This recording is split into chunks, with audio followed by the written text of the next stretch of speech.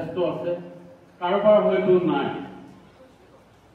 আমাৰ অভিভাৱকসকলে বহুত মনত আশা লৈ ল'ৰা ছোৱালীক এই স্কুলত পঢ়াইছে। এই মা দেউতাহঁতৰ যদি আশা আমি পূৰণ কৰিব নোৱাৰো তেতিয়াহ'লে কিন্তু আমাক পাপে চুব। মা দেউতাই এইটো কোৱা নাই যে তোমালোকে পঢ়ি শুনি তোমালোকে বহুত ডাঙৰ চাকৰি কৰি টকা উপাৰ্জন কৰি মা দেউতাক পঢ়িবা। 90% মাক বাপেকে সেইটো নিবিচাৰে। মাক বাপেকে কিন্তু সদায় ল'ৰা ছোৱালী ভাল ল'ৰা ছোৱালী হোৱাটোহে বিচাৰে। তোমালোকে গম পাইছা যে আজি এসপ্তাহৰ আগত সুনিতা উইলিয়ামছ তেওঁ 9 মাহ ধৰি মহাকাশত আছে। আৰু সেইগৰাকী বিজ্ঞানী ক'ৰ? সেইগৰাকী বিজ্ঞানীৰ জন্ম হৈছিল ভাৰতবৰ্ষৰ গুজৰাটত এখন ভিতৰুৱা গাঁও। তেওঁ কৈছিল মাত্ৰ 7 দিনৰ কাৰণে। তেওঁ 7 দিনৰ কাৰণে গৈ 9 মাহ মহাকাশত আছে।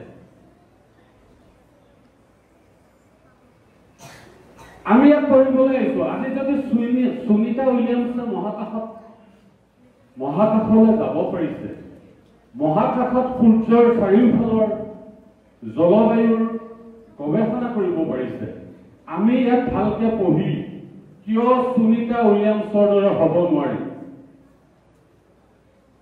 আমি সকলোৱে সুনিতা উইলিয়ামছৰ দৰে হ'ব লাগিব। তোমালোকে মনত ৰখা ভাল, কল্পনা চাওলা হাৰিয়ানাৰ কৰ্ণালত জন্মগ্ৰহণ কৰিছে।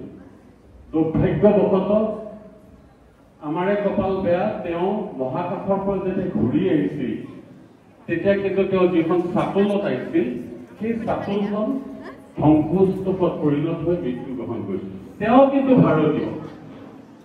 কল্পনা চাওলা ভাৰতীয়, সুনিতা উইলিয়ামছো ভাৰতীয়।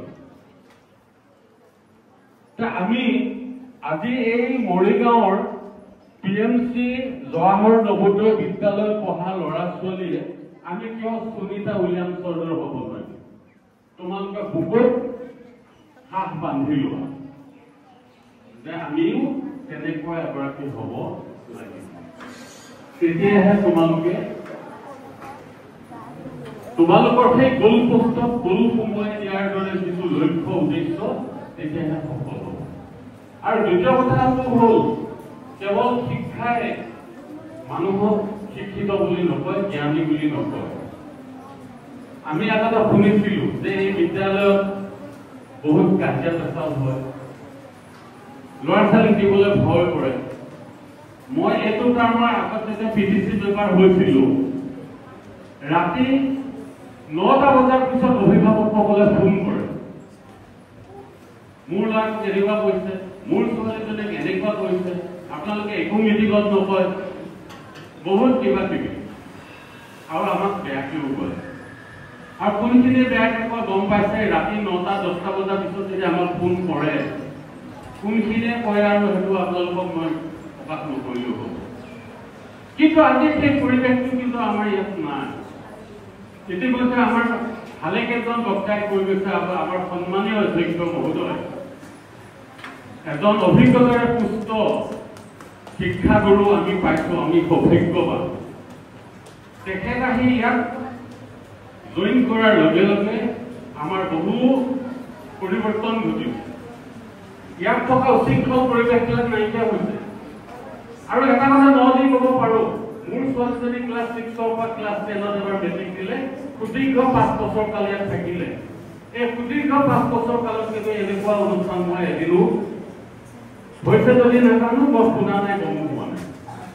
গতিকে আপোনালোকে এটা কথা চাওক, আজি এই অধ্যক্ষ মহোদয় ইয়াত জইন কৰাৰ পিছতে আমাৰ ছাত্ৰ ছাত্ৰীবোৰ তেজপুৰত গৈছে, আমাৰ ছাত্ৰ ছাত্ৰীবোৰে সায়েন্স মিউজিয়ামত গৈছে, নতুন কথা শিকিছে, নতুন কথা জানিছে।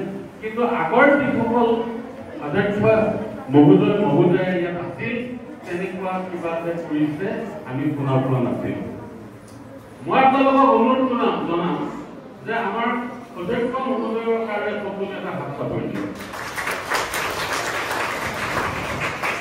ধন্যবাদ। এতিয়া কথা হ'ল এই যে আমাৰ হোষ্টেলত কিবা কিবি কাজিয়া পেচাল হয়, কাৰোবাক কাপোৰ ধুবলৈ দিয়ে, কিবা কৰিবলৈ দিয়ে, সেইবোৰ কিন্তু আমি কম পৰিমাণে আমি অভিভাৱকসকলে অকণমান জগৰীয়া আৰু সেইবোৰ আজিকালি নাই, ইয়াত নাই। মই নিজে কৈছো ইয়াত নাই। আজি মোক বহুত দিন ধৰি প্ৰায় 3-4 মাহ ধৰি কোনো অভিভাৱকে মোক ফোন কৰা নাই যে এনেকুৱা গণ্ডগোল হৈছে। আজিলৈকে একেবাৰে কৰা নাই। গতিকে মোৰ এটা বিশ্বাস এনেকুৱা পৰিস্থিতি হোৱা নাই আৰু ভৱিষ্যতলৈ নহ'ব। ছাত্ৰ ছাত্ৰীসকলক মই এটা অনুৰোধ জনাওঁ, তোমালোকে কোনোবাই সোধে স্কুলখন কেনেকুৱা, কাজিয়া পেচাল হয়নে, কিবা হয়নে, তেতিয়া তোমালোকে এটা কথা ক'বা, ব্ৰিটিছসকল যেতিয়া ইয়াণ্ডাবু সন্ধিৰ পিছত অসমলৈ আহিছিল, তেতিয়া এজন ব্ৰিটিছ অফিচাৰে অসমৰ মানুহক কৈছিল যে অসমখন বহুত পিছপৰা। তেতিয়া অসমৰ এজনে ক'লে বোলে কিয় ছাৰ, কিয় অসমখন পিছপৰা? বোলে অসমত পগলা ফাটেক এখন নাই, মেণ্টেল হস্পিটেল এখন নাই। তেতিয়া তেওঁ উত্তৰ দিছিল অসমৰ জনে, বোলে ছাৰ আমাৰ অসমত এজনো পাগল নাই, অসমত এজনো পাগল নাই, গতিকে আমাক পাগলৰ হস্পিটেল কিয় লাগে? গতিকে তোমালোকে এটা উত্তৰ দিবা যে আমাৰ স্কুলত এটাও বেয়া ল'ৰা ছোৱালী নাই, গতিকে কাজিয়া পেচাল নহয়। কাজিয়া পেচাল হ'বই নহয়, কাৰণ বেয়া ল'ৰা ছোৱালী এটাও নাথাকে, নাই। গতিকে কেনেকে কাজিয়া পেচাল? গতিকে যিজন অসমীয়া ইংৰাজক কৈছিল যে অসমত এজনো পগলা নাই, গতিকে পগলা ফাটেকৰ প্ৰয়োজন নাই। আৰু গতিকে আমাৰ নবোদয় বিদ্যালয়ত এটাও দুষ্ট ল'ৰা, এজনো দুষ্ট ছোৱালী নাই, যাৰ কাৰণে ইয়াত কোনো ধৰণৰ কাজিয়া পেচাল নহয়। সেই দৃঢ়তাটো প্ৰত্যেকেই মানি ল'ব লাগিব। আৰু এটা কথা মই আপোনালোকক নকলে মই নিজে অশান্তি অনুভৱ কৰিম। ইয়াত এটা মানে মোবাইল প্ৰহিবিটেড কৰিছে, প্ৰায় মানে মোবাইলবিলাক ইয়াত মোবাইল মানে মনে মনে চুৰ কৰি সোমোৱায়। আৰু আমাৰ পিটিচি মিটিঙতে আমাৰ সন্মুখতে অধ্যক্ষ মহোদয়ে সেইবোৰ আমাৰ অনুমতি লৈ, আমাৰ পৰা মতামত লৈ সেইবোৰ পকাত মানে আফলিয়ে ভাঙিছে। মোৰ কথা হ'ল এজন ছাত্ৰই বা এগৰাকী ছাত্ৰীয়ে এটা মোবাইল ইয়ালৈ কেনেকে আনিব পাৰে? যদি অভিভাৱকে মোবাইলটো নিদিয়ে, মই যদি মোৰ ছোৱালীজনীক মোবাইলটো মই নিদিওঁ, তাই কেনেকে আনিব? তাইতো এক্সট্ৰা উপাৰ্জন নাই, তাই মোবাইল এটা কিনিবৰ কাৰণে 20, 22, 25, 30 হাজাৰ টকা দি কিনিবৰ কাৰণে তাইতো পইচা নাই। নিশ্চয় মই বা মোৰ মা অঙহী মহিলা কোনোবাই তেওঁক মোবাইলটো দি পঠাব লাগিব। আৰু শুনক, মোবাইলে আজিকালি ল'ৰা ছোৱালীক উপকাৰ যিমান কৰিছে, অপকাৰ তাৰ বেছি কৰে। তাক যদি সঠিকভাৱে ব্যৱহাৰ কৰে কিন্তু সি বহুত পজিটিভ, কিন্তু যদি বেয়াকে ব্যৱহাৰ কৰিছে তাৰ বহুত নেগেটিভ চাইড আছে। মই পৰহি গুৱাহাটীলৈ গৈছিলো, তাত এখন টমটমত লিখা আছিল, কি বুলি লিখিছে জানেনে? ল'ৰাক শিক্ষা দিব সংস্কাৰেৰে, বাইকেৰে নহয়। বাইক মানে এই বাইকখনৰ কথা কৈছে। ল'ৰাক শিক্ষা দিব সংস্কাৰেৰে, বাইকেৰে নহয়। ছোৱালীক শিক্ষা দিব জ্ঞানেৰে, মোবাইলেৰে নহয়।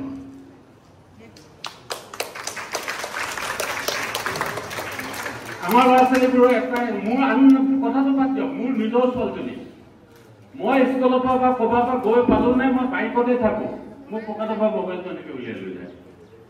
মই একো ক'বই নোৱাৰো আৰু কিমান গালি পাই। মই গৈ পাওঁহে মোবাইলটো পকেটৰ পৰা উলিয়াই লৈ যায়। তাৰমানে কি একো কাম নাথাকেনে, একো পঢ়া কাম নাথাকেনে, যে মোবাইলটোৱে সৰ্বোচ্চ? গতিকে আমাৰ ল'ৰা ছোৱালীবোৰ তেনেকৈ। গতিকে মই ছাত্ৰ ছাত্ৰীখিনিক, সৰু সৰু ছাত্ৰ ছাত্ৰীখিনিক মই অনুৰোধ কৰিম যে তোমালোকে মোবাইলতকৈ কিতাপত অধিক গুৰুত্ব দিয়া, শিক্ষাগুৰুৱে কোৱা কথাবিলাকক অধিক গুৰুত্ব দিয়া, মনোযোগ দিয়া, ভৱিষ্যতে ডাঙৰ মানুহ হ'ব পাৰিব। কিন্তু যদি কেন্দ্ৰীভূত কেৱল মোবাইলতে কেন্দ্ৰীভূত হৈ থাকে, মগজুবিলাক কেন্দ্ৰীভূত হৈ থাকে তেতিয়া কিন্তু জীৱনত বিশেষ উন্নতি কৰিব নোৱাৰে। মোবাইলে কিন্তু বহুত ক্ষতি। 1 নম্বৰতে চকু, 2 নম্বৰতে মগজু। এটা শিশুৱে যেতিয়া মোবাইলটো চাই থাকে তাক যদি মহে কামুৰিও থাকে সি গম নাপায়, কোনোবা মাতি থাকিলেও গম নাপায়। তাৰমানে কি একদম একান্তিক মানে কেন্দ্ৰিক হৈ থাকে মনটো মোবাইলটোতে, বাকী দেশ দুনিয়াৰ কথা আৰু একোৱেই নাজানে। গতিকে মই এইখিনি কথা ক'লো, বিদ্যালয়ৰ উন্নয়ন হওক, ছাত্ৰ ছাত্ৰী ভালকে পঢ়ক, অভিভাৱকসকলে ভাল নেতৃত্ব দিয়ক। আজি মই ছোৱালীজনীৰ পৰা মই গোটেইখিনি কথা মই শুনি থাকো। আজিলৈকে 5 বছৰ কাল পঢ়িলে এদিনো মানে কোনোবা শিক্ষক শিক্ষয়িত্ৰীৰ কথা বদনাম আজিলৈকে নকলে। মই বুকুত হাতি ক'ব পাৰিছো সেই কথা। আজি শিক্ষাগুৰু কি? আদি গুৰু অনাদি গুৰু শিক্ষাগুৰু দীক্ষাগুৰু বুলি আমাৰ কিছু কথা আমি আজি জন্মহে দিছো। আজি 6 বছৰ মানে ক্লাছ 6 হোৱাৰ লগে লগে আমি 10 বছৰ হোৱাৰ লগে লগে আমি ইয়াত দিছো। গোটেইখিনি চোৱা চিতা চাৰিত্ৰিক দিশৰ পৰা, শাৰীৰিক দিশৰ পৰা, পঢ়া শুনাৰ পৰা, শিক্ষাৰ পৰা গোটেইবোৰে এই শিক্ষাগুৰুসকলে চাই। তেওঁলোক আমাতকৈ ডাঙৰ পিতৃ মাতৃ। আমি জন্মহে দিছো, আমি কিন্তু বাকীখিনি কৰিব পৰা নাই। কোনোবা এটা দিনত আহি মাংস টুকুৰা কেইটামান, মাছ চাছ কিবা কিবি, ফল মূল অলপ আনি পেলাই আমি খুৱাইছো। সেইখিনিও কিয় প্ৰয়োজন নাই, ইয়াৰ পৰা খুৱাই। সেইটো আমাৰ যে মৰম মায়া মহব্বত বোলা বস্তু এটা আছে নহয়, সেইকাৰণেহে আমি খুৱাব লগা হয়। কিন্তু ইয়াত মই জনামতে ইয়াত মাছ মাংস পনীৰ চনীকে আদি চব বস্তু দিয়ে। গতিকে সকলোকে নমস্কাৰ জনাইছো। আজি শিক্ষাগুৰুসকলে যি শ্ৰমদানেৰে একান্তিকে আন্তৰিকতাৰে শিশুখিনিক শিক্ষা প্ৰদান কৰিছে, তেখেতসকললৈ প্ৰণাম যাচিছো। ছাত্ৰ ছাত্ৰীক আশীৰ্বাদ কৰিছো আৰু অনুৰোধ কৰিছো যে তোমালোকে ভালকে পঢ়া, ভৱিষ্যতে ভাল মানুহ হওক। আৰু অভিভাৱকসকলক মই এটা কথা অনুৰোধ কৰিম, মই এইখিনি কথা মই বহলাই কৈছো বুলি নাভাবিব। আমাৰ মানে কি এটা লক্ষ্য আছে যে মই যেন সপ্তাহত 3 দিনে আহি মোৰ ছোৱালীজনীক, মোৰ ল'ৰাটোক স্কুলত আহি লগ কৰিম। কাৰণ স্কুল এখনৰ এটা কিছুমান নীতি নিয়ম আছে। সকলো সময়তে অভিভাৱকে ছাত্ৰ ছাত্ৰীক লগ কৰিব আহিব নোৱাৰে। কাৰণ স্কুলত কিছুমান নীতি নিয়ম আছে আৰু নিৰ্দিষ্ট দিন আছে, সেই দিনতহে আহি তেওঁ মানে লগ কৰিব দিয়ে। আৰু সেই সুবিধা আছে, আমি লগ কৰিব পাৰোৱেই। কিন্তু মোক প্ৰায় মানে ফোন কৰে যে মই গলো গেটৰ পৰা মোক সোমাব নিদিলে। আপুনি এইবিলাক ক'বচোন। আমি ল'ৰা ছোৱালী ইয়াত কৈছো, আমি ঘৰত কেনেকে থাকো, আমাৰ মনত পৰে, আমাৰ চাবলৈ মন যায়। মই বুজাই বঢ়াই থৈ দিম যিখিনি পাৰো মই মোৰ সামৰ্থ্য অনুযায়ী। গতিকে এইবোৰ কিন্তু আক্ৰোশ হ'ব নালাগে। কাৰণ আমি যিহেতু স্কুলত আমি ছাত্ৰ ছাত্ৰী এৰি দিছো, তেখেতসকলে নিজেই অভিভাৱক হিচাপে চলাইছে আৰু নীতি নিয়মবিলাক আমি সকলোৱে মানিব লাগিব। শেষত সকলোকে প্ৰণাম যাচিছো। নক'বলগীয়া কথা যদি কিবা ক'লো সকলোৰে ওচৰত ক্ষমা বিচাৰিছো। ইয়াকে কৈ এই বিদ্যালয়ৰ সৰ্বতোপ্ৰকাৰ মংগল কামনা কৰি মোৰ বক্তব্য মতে সামৰি লৈছো। ধন্যবাদ।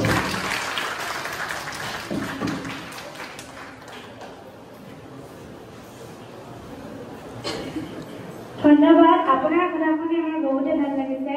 ইয়াৰ পাছত মই চৰকাৰ ষ্টেজত আদৰণি জনাম, যাতে 2 এষাৰ কথা কয়। অনুভৱ কৰিছো।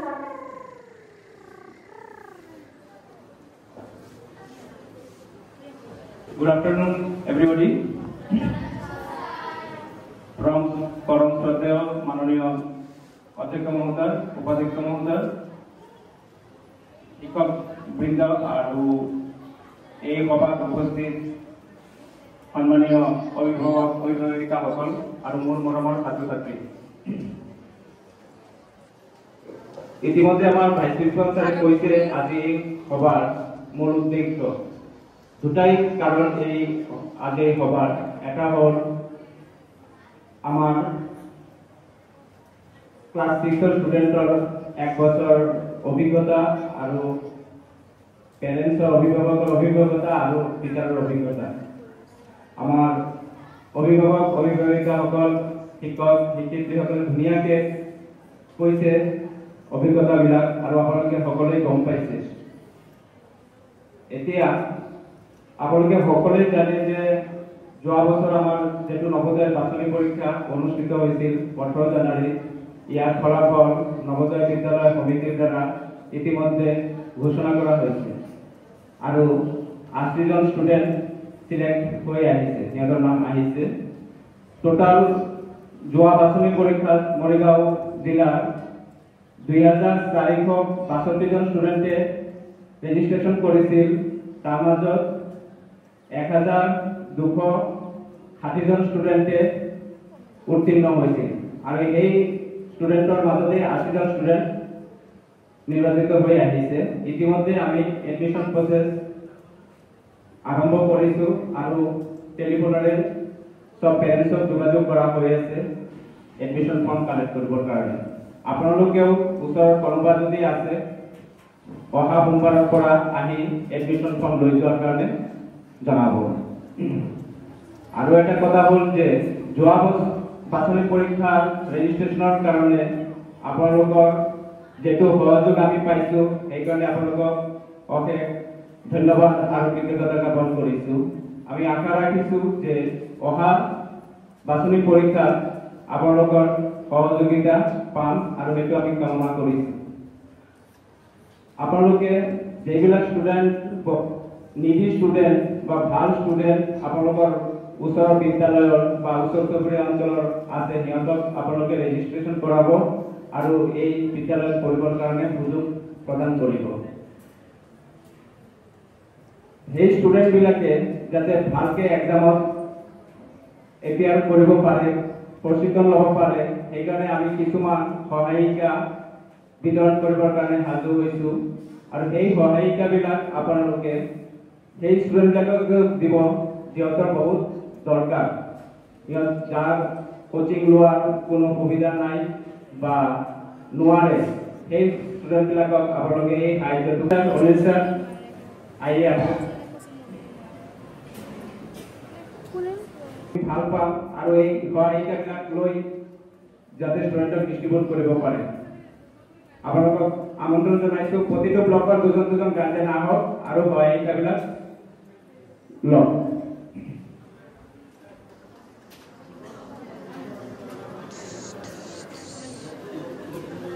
প্ৰথম বুৰবন্ধা ব্লকৰ পৰা আহক দুজন গাৰ্জেন বা প্ৰতিটো ব্লকৰে দুজনকৈ সব গাৰ্জেন একেলগতে আহক।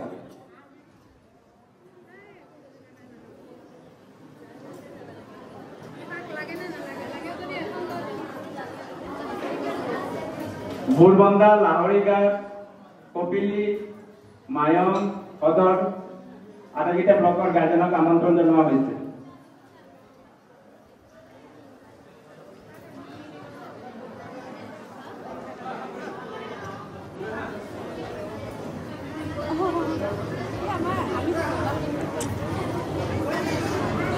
আপোনালোকে সবে আহিব পাৰে, ইয়াতে মঞ্চত সবে আহিব পাৰে।